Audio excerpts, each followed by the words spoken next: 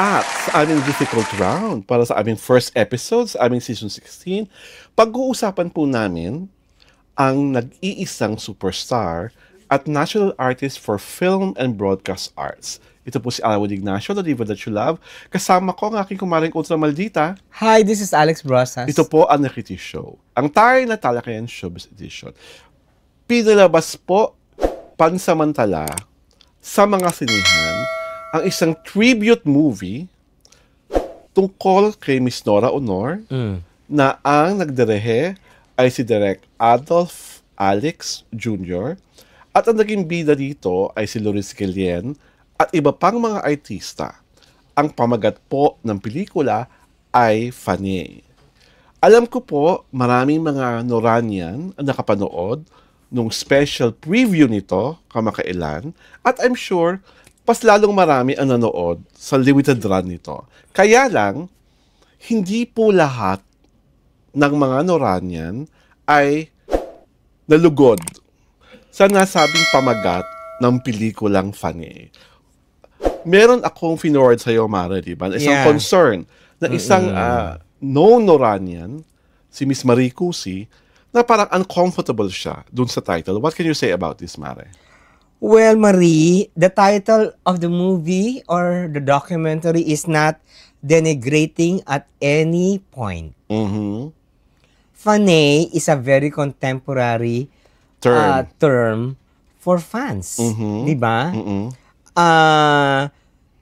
Maybe during your time, ang tawag talaga fans. But it has evolved to something very contemporary. Kaya nga, naging Fanny. Whatever your reklamos are, parang hindi naman yata tama. Kasi in the first place, the story wasn't about you. Diba? Parang it was about a senior citizen fan na talagang Noranian. Ginagawa pa na ni Loris Guillen na ang pangalan sa nasabing pelikula ay Lola Bona. Lola Bona. O parang dun pa rin, may sila, di ba? May kuda. May area pa rin, di ba? May kuda kila doon. Oo. Tawag dito, dapat maging masaya ka na lang. Because your idol, our idol, was honored through a movie, which is not done sa ibang mga artista na mayapa na. Yes. Diba? Ngayon, from the context of the movie's title, kung yun ang ikinagagalit mo, you have no right. Kasi she has no right because she's not the producer of the show. Okay. She's not the producer of the movie. She's not even the director of the show. And she's not even the writer of the show. She's not even the consultant. Oo. Diba? Kasi you have to understand, ang movie production, it's an artistic endeavor. Pinag-iisipan yan, hindi yan basta-basta. Award-winning yung director, si Adolf Alex, di ba? Hindi yan basta-basta gagawa ng Di putyo-putyo, kumbaga. Hindi yan gagawa ng tribute movie to a superstar na hindi pinag-isipan, hindi, di ba? Taka si R.S. Francisco ang producer, one of the producers, di ba? Ngayon, tawag dito kasi, para ang dating kasi sa akin nung area ni Miss Cusi, parang it was the term Fanny is a denigrating term. Parang sa kanya, hindi dapat ganoon ang tawag sa kanila. Oo, 'di ba? Parang a lot of people agreed with her. how would you want to be called? 'Di ba? Kasi yun ang term ngayon ng mga millennials, Fanny. 'Di ba? Parang binaklang Fanny. Parang ganun yung that is not condescending. Hindi naman yun, that's just a title. And how else would you want the title to be done?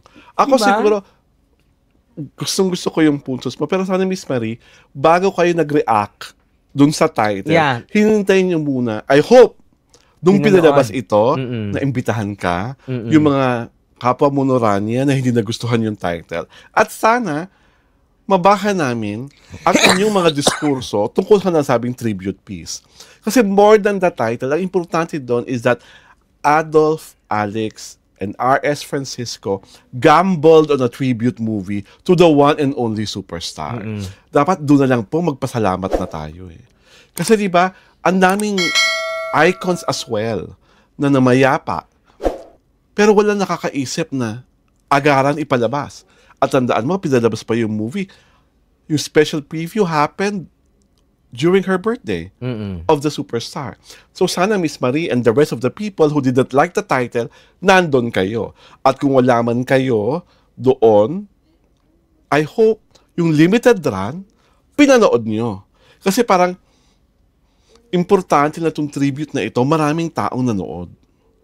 Kasi bilang respeto sa legacy at sa legend ni Nora Honor, huwag na tayong parang, at dating po kasi akin, parang napakabatang isip nung nagtatampo ka because of the title. Yeah, it's feeble-minded. Diba? Basta kakapagtampo yung walang nakaalala ng birthday. Walang gumawa ng paandar na ganito kalaki. A movie premiere on the birthday of the superstar. Yeah. And with some of her friends, as part of the movie. Kasi nila sa Loris Gillian ng part, si Gina Alahar, si Roderick Paulate. Ang daming mga stars who are really close to Nora who are part of the movie. And ang daming mga fan na, I think, were interviewed to tell their stories about the superstar. At saka siguro, it's a story about a fan talaga. Yes, na na-interview nila, na-document nila, na ganun katanda, na ganun. Yung mga personal experiences na yung encounter with Ate Guy. So, what's wrong with that? Diba? Parang, kung yung kung yung person na fan, hindi nagrereklamo, kung baga isina-public yung kanyang buhay, diba? Who are you to make reklamo? Diba? Kasi, siya yung actually pinatutungkulan dun sa di ba? It's not even you, Maricusi. It's not even your life. It's not even your di ba? Hindi yun sa buhay na it's a life of a very specific person. Diba? A fan named Lola Bona. Oo, di ba? How will nagkataon lang ang pinaganap na fan, si Loris Gillian. Oo, tsaka tawag dito, why can't you be happy that something as big as that happened during the birthday of Nora Honor? Yes. Why are you making a big fuss out of nothing? Title lang yun. Yes. Diba ngayon ako nakakita na yung title pa lang. May violent reaction na. Magreklamo kayo sa MTRCB which passed the diba? The title and the story, diba? Can you imagine? Have you encountered fans making reklamo sa title?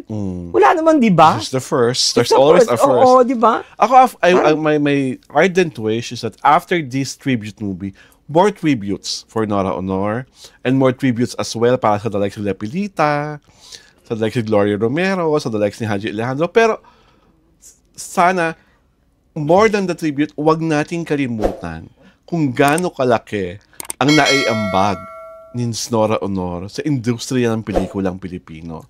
She has so many title of movies na talagang walang makakapantay, na walang katulad. Huwag natin kakalimutan yun. Pasalamatan natin.